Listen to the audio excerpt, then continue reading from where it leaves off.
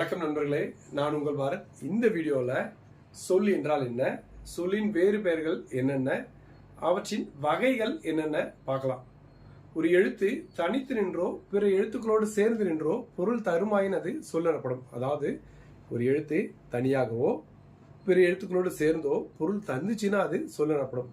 அந்த சொல் மொழி, பதம், கிளவி என்று வெவ்வேறு பெயர்களை கொண்டது. அந்த மொழி தனிமொழி, தொடர்மொழி, பொதுமொழி என 3 வகைகளை கொண்டது. அதாவது தனிமொழி என்றால் என்ன? ஒரு சொல் தனித்து நின்று தன் பொருளை மட்டுமே உணர்த்துச்சுன்னா அது தனிமொழி எனப்படும். எடுத்துக்காட்டா கண்ணன், முருகன், குமரன் இவை எல்லாமே தனித்தனி சொற்கள். கண்ணன், முருகன், குமரன் இந்த மாதிரி தனித்தனி சொற்கள் ஒவ்வொன்றும் தன்னுடைய பொருளை மட்டுமே குறித்து வருகிறது. எனவே இது தனிமொழி எனப்படும். அடுத்ததா தொடர்மொழி. கண்ணன் வந்தான், குமரன் சென்றான். இந்த தொடர்கள்ல கண்ணன் கூட வந்தான் என்ற சொல்லும் குமரன் கூட நடந்தான் இல்ல சென்றான் என்ற சொற்களும் சேர்ந்து வந்து ஒரு பொருளை தருமாயின் அது தொடர்மொழி எனப்படும். அடுத்ததா பொதுமொழி. தனிமொழிக்கும் தொடர்மொழிக்கும் பொதுவாய் அமைவது. அதாவது ஒரு சொல் பிரிந்து ஒரு பொருளையும் பிரியாமல் வேறொரு பொருளையும் தருமாயின் அது பொதுமொழி எனப்படும். எடுத்துக்காட்டா பலகை.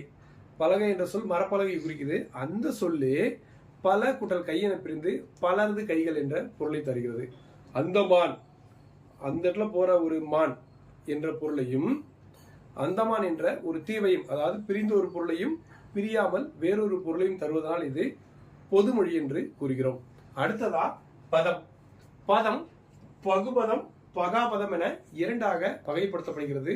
பகுத்தல் என்றால் பிரித்தல், அதாவது பிரிக்கக்கூடிய சொற்களை பகுபதம் என்றும் பிரிக்க முடியாத சொற்களை பகாபதம் என்றும் கூறுகிறோம். பெயர், வினை, இடை, உரி என்று பகுபதமும் பகாபதமும் 4 வகைகளை உடையது. அடுத்ததா கிளவி. கிளவி ஒரே ஒரு கிளவிதான், இரட்டை கிளவி. மரம் மடமடவென முறிந்தது, பாம்பு சரசரவென ஓடியது. இந்த சொற்கள்ல மடமட, சலசல, கலகல ஆகிய இந்த சொற்கள் 2ம் சேர்ந்தே வருகிறது. இவற்றை பிரித்தால் பொருள் தராது. இவ்வாறான சொற்களை தான் இரட்டை கிளவி என்று கூறுகிறோம்.